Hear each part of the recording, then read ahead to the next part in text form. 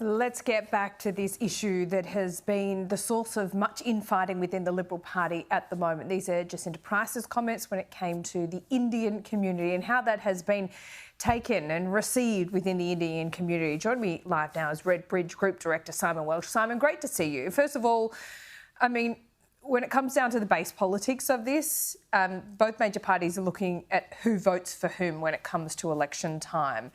The Indian diaspora, Indian Australians, who do they typically vote for? And on paper, who should they typically vote for? Yeah, thanks, Laura. And therein lies the nub of the issue that I think is really interesting. So what we see is, current voting patterns are very much in favour of Labor amongst the Indian community. In some electorates, we're looking at sort of 70-30 on two-party preferred in favour of Labor, sometimes even stronger in some areas. So heavily skewing towards Labor. We know that cohort is becoming far more electorally important as numbers grow, so they're really important. We also know that the influence of the Indian community on Australian elections is only just beginning because of the time it takes for people to arrive in Australia, go through citizenship processes, go through enrolling to vote and those sorts of things. It's only just beginning. So really electorally important and heavily skewing in favour of Labor is kind of where we're sitting today.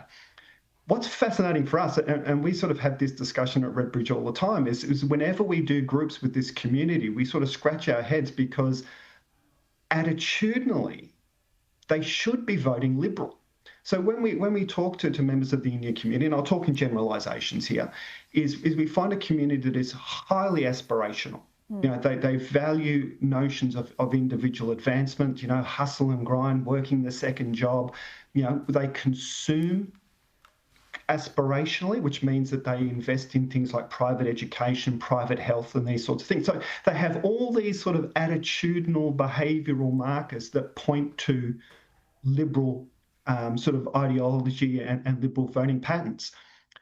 But something interesting happens. And I remember doing a group and one young Indian man summed it up beautifully. And I've heard variations of this comment in many, many groups, including recently. And he said, look, if I was voting on economics, absolutely I'd be voting for the Liberal Party. But I just have this sense that they don't like people like me.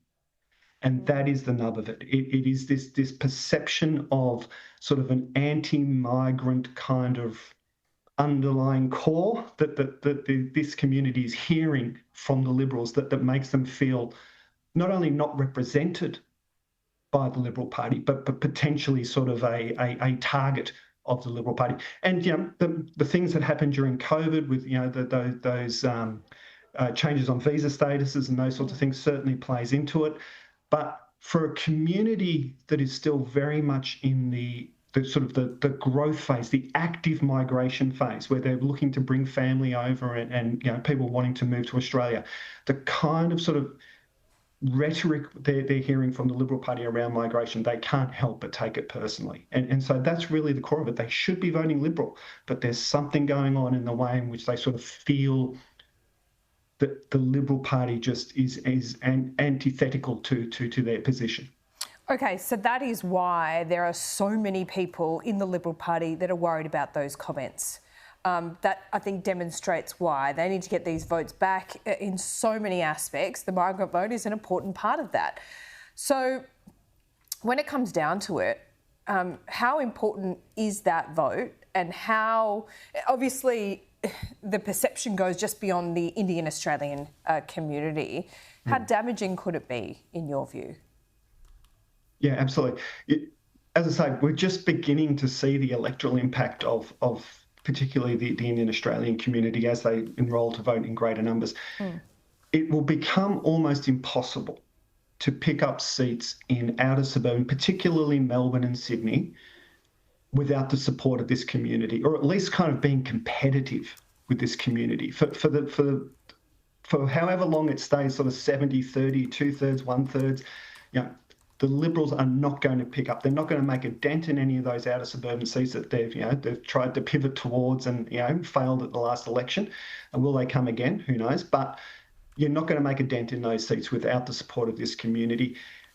And then, like you say, this is not the only migrant community that feels this way. Chinese Australians, we also know, have very similar sentiment in terms, again, should be very aspirational, should be really good ground for the Liberals, but have drifted away from the party over electoral cycles. Again, because of sort of a lot of the rhetoric around China and those sorts of things, questioning their loyalty and these sorts of issues. So that then makes it very hard to pick up more of those kind of middle suburban seats. Again, particularly Sydney and Melbourne, but other areas as well. So, if you wanted to design a strategy to make it really hard to pick up seats in the suburbs of our major cities, this is the way to do it. And it's no surprise then that what we see is the Liberal Party being pushed out of the suburbs of our major cities. I think this is very much part of that story. It certainly is. Simon Welsh, great to talk to you. We'll speak soon. Thanks, Laura.